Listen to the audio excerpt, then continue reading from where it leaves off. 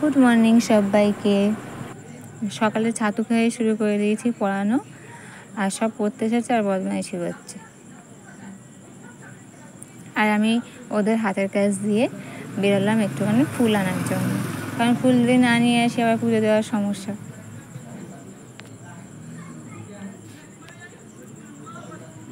যাই হোক, এগিয়ে গেলাম যেখানে যেখানে ফুল আনতে যাই, তোমরা তো জানো। ফুল নেওয়া হয়ে গেছে, যে দিদির কাছ থেকে ফুল নিই সেই ফুল নেওয়া হয়ে গেছে। আর এগুলো হলো ওই কি একটা ফুল জানো, এটা তো এই ফুল অপরাজিতা, মানে নীলকণ্ঠ ফুল। আর মাধবীলতা ছিল। এই ফুলটা আবার ওই জুড়ি পেপারে সেই দেখো শুকনো ফুল লেগেছিল, ওটা আমি আবার উল্টো করে নিয়ে ওর মধ্যে হলো নীলকণ্ঠ ফুলগুলো রাখলাম। ওই দেখো কাঁঠাল হয়েছে। এই যে মাধবীলতা ফুল, আমি না আগে এই ফুলগুলো এত চিনি, কিন্তু এই যে মাধবীলতার নাম তা আমি জানতাম না। কিন্তু দেখতে কিন্তু খুব সুন্দর লাগে, যাই বলো না কেন।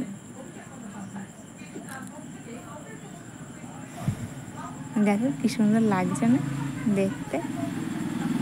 ও রঙগুলো পরে আস্তে আস্তে পুরো ডিপ গোলাপি হয়ে যাবে, আর কানাগুলো হালকা সাদা সাদা হবে।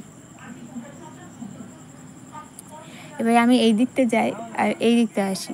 আমাদের বাড়ির সামনে মানে ভীষণ সরু রাস্তা যেদিকে যাই সেখানে আমার স্মৃতি এসে যাবো শুয়ে পড়েছে আবার। ওর শুধু বদমাইশি ছাড়া কোনো কাজ নেই। ও সেজে দিয়েছে যে এখনো বাড়ি আসেনি। সত্যি তো দেখিনি কোথায় রয়েছে। ওর দুষ্টুমি করা ছাড়া কোনো কাজ নেই। যারা পড়তে আসবে তাদের ব্যাগের উপরে শুয়ে পড়বে, তাদের হাতের উপরে শুয়ে পড়বে খেলা করবে বাচ্চাদের সঙ্গে। আমার হাসি এসে শুয়ে পড়বে, কিন্তু ও এখনো আসেনি শোয়ার জন্য। কোথায় গেল তো কি জানি। বিছনা তুলছিলাম, বিছনা তুলতে গিয়ে দেখো সারা বিছনায় সব কিছু রয়েছে, আর বিছনায় সব কিছু বিছনাতেই রাখতে হবে, বিছনার খাটের নিচে রাখলে হবে না। এখনও আমাদের কাঁথা লাগে, কারণ কাঁথা না হলে ঘুম হয় না, হয় কাঁথা নইলে বেড কভার। খুবই হালকা কাঁথাগুলো।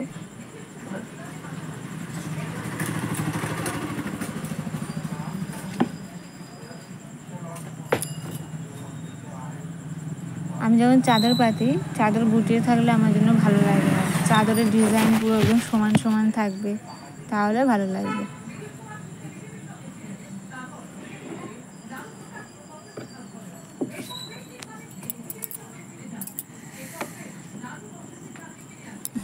ভালো লাগছে না একদম। রাস্তা দিয়ে বাচ্চারা যাচ্ছে, ওদিকে টিভি চলছে, আর আমি আমার স্মৃতিকে খুঁজছি এদিক ওদিক।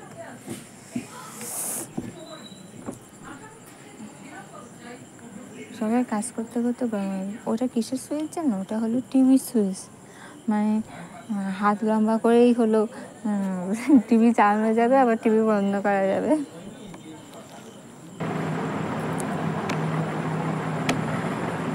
ওই দিকটা রাখিনি, ওই দিকটা না কেমন দেখে লাল পিঁপড়ে হয়েছে। বা আমার মনে হয় লাল পিঁপড়ে কামড়ায় না জানি না, বিছানায় মতো লাল পিঁপড়ে তা কামড়ায় কি বোঝা যায় না। যাই হোক, আমি যতটা পেয়েছি মেরে দিয়েছিলাম। এবারে এই ঘরে এসছে, এই ঘরের অবস্থা দেখো কী অবস্থা। সকালটা ডাল হয়নি, আলু ভাতে আর ডিম সিদ্ধ আর হলো ভাত করা হয়েছিল, সাইডে দুটো খেয়ে নিয়েছিলাম। আমি এখনও না ভালো করে কথা বলতে পারছি না, আর ওর জন্য একটা দুটো ডিম সিদ্ধ করা হয়েছিল, আমি আর মা খেয়ে নিয়েছিলাম, তাই ওর জন্য একটা আলাদা সিদ্ধ করি। জানলায় কোনো কাঁচ লাগানো হয়নি, তাই জানলায় পেপার দিয়েই রাখা হয়েছিল।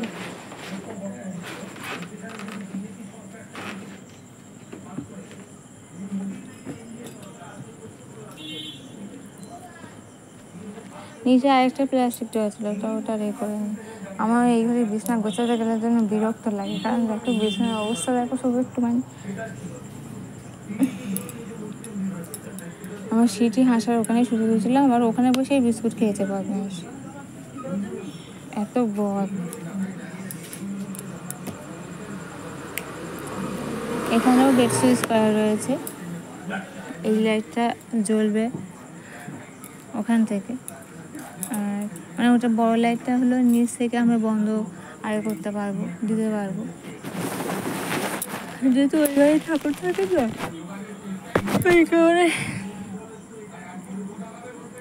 ওই কারণে বলে যে ওখান থেকেই যাতে নিচ থেকে জাহাজটা নেভাতে পারি তার জন্য।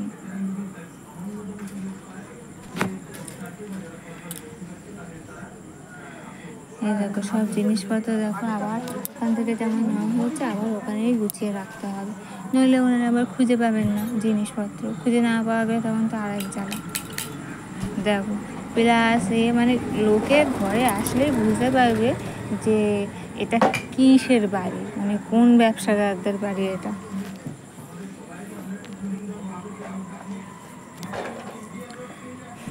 কোন ব্যবসাদারদের বাড়ি সেটা বোঝা যাবে। সারা ঘরে ডায়েরি, তারপরে হলো আরও সবথেকে জিনিস, আমি আমার বরের কাছে ভীষণ বকা খাই, কোন জিনিস কোথায় লিখেছি আর রেখেছি খুঁজে পাইনি। মানে এত জিনিস, সংসারের জিনিস লোকে মনে রাখতে পারে না, আর আমি আমার ব্যবসার জিনিস কী করে মনে রাখবো। সারা ঘর বাড়ির মানে 3টে ঘর, একটা দোকান ঘর, টোটাল 4টে ঘর, সেখানে যে কোথায় কি রাখি আমি নিজেই খুঁজে পাইনি। বিছানা যাতে টান না হলে আমার জন্য বিছানা তুলেই পোষায় না। যাই হোক, মা রান্না করছে মাটন, কি বড় বড় আলু না, আমরা একটু বড় বড় আলু খাই, আর মাটন একটু মাংস হলেই কি আলুটা একটু বেশি, সে চিকেন হোক আর মাটন হোক।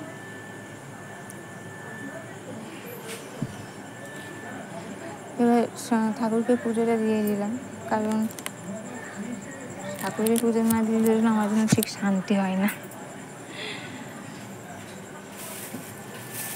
অনেকটাই ঠাকুর, আর শুধু যে ওখানে যে তা না, তুলসী তলা দিতে হয়। তুলসী মন্দির করা নেই, কারণ তুলসী মন্দির করলে মানে জায়গা আছে কিন্তু করা হয়নি, কারণ বাঁশ টাস রাখে, বাঁশ টাস টাকা লাগে, ওই আর যে করে রাখবো ওই কারণে আর করাও হয় না। আর বাড়ির গায়েই আমাদের হলো মন্দির, সেটা নিশ্চয়ই জানো তোমরা। তার মন্দিরে হলো আবার মন্দিরে পুজো দিতে যাই, সন্ধ্যে দিতে যাই, ওইখানে একটু পুজো দিতে দেরি হয়। আর যেন তাকবাক পাইনি,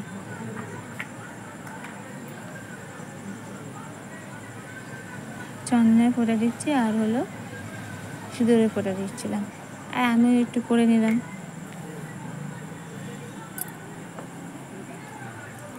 তোমরা কিছু মনে করো না, আমি এরমভাবে কথা বলতে চাই, কারণ আমার জিভের অবস্থা এতটাই খারাপ যে আমি কথা বলতেই পারছি না। আর ঘরে এত টিভি চলছে, 2 ঘর পুরো টিভি চলছে, আর রাস্তায় হলো গাড়ি, আমি যে কোন জায়গায় গিয়ে ভয়েসটা দেবো বুঝতেই পারছি না, আওয়াজ শুনেই বুঝতে পারছো যেহেতু আমাদের রাস্তার ধারে বাড়ি।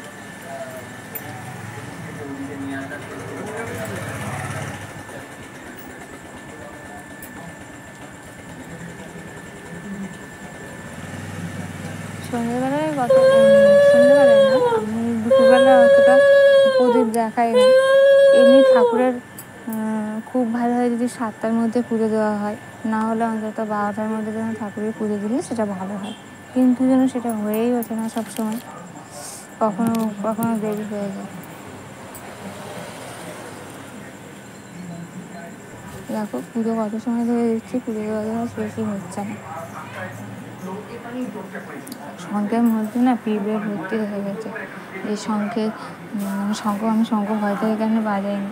আমার ছোটোবেলায় একবার লাল পিঁপড়ে ভীষণ ঠোঁটে কামড়ে নিয়েছিল, ওই কারণে শঙ্খের মধ্যে পিঁপড়ে হলে আমি না সেই শঙ্খ বাজাই না, আর আমার ভীষণ ভয় করে।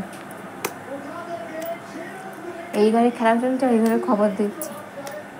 আমি কী করছিলাম বলতো, আমার মানে আমি দেখেছি সন্ধে বা পুজো দেওয়ার সময় ঠাকুরের দেওয়া হয়ে গেলে অন্য মন্ত্র পারো আর না পারো, ঠাকুরের স্তব না করতে পারো না পারো, কিন্তু 3বার হাত তালে দিয়ে হরে কৃষ্ণ 3বার বললে তাই যথেষ্ট। পুজো দেওয়া আমার কমপ্লিট, এবারে আমি যাবো মন্দিরে। মন্দিরটা তোমাদেরকে আর দেখালাম না। দেখো কত ঠাকুর। আমার সিংহাসনটা ভেবেছিলাম রং করে নেবো, কিন্তু রং আনা ছিল না বলে রং করা হয়নি। আমার কার্তিককে খেতে দিলাম, আমার মনে ছিল না, তাই আমি পরে আবার দিলাম, দিয়ে তুমি আদর করে দিলাম।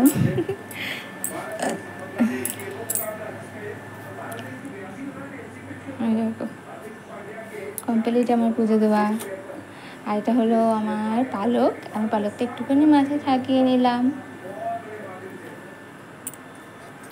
তার ফাঁকেই হলো বাবা আবার বাড়ি চলে এসেছিলো। বাবা বাড়ি চলে আসলো আর আমি সেটা ওই দিকটা দেখে আসলাম। দেখে এসে দেখি মা রান্না হয়ে গেছে, কুকারটা প্রেশার কুকারটা গ্যাসের উপরেই ছিল। আর ওইদিকে বাবা আবার মায়ের জন্য জুতো নিয়ে এসেছিলো। কেন বলে তো মারা কোথায় যাবে? ওই দেখো মাংস রান্না, মারা যাবে হলো অমরনাথ। আর বিকেলে ভিডিও করার পরে এত গরম লাগছিল, তখন আমার দেখো জিভের অবস্থা দেখো। আমি তখন পেপসি খাচ্ছিলাম।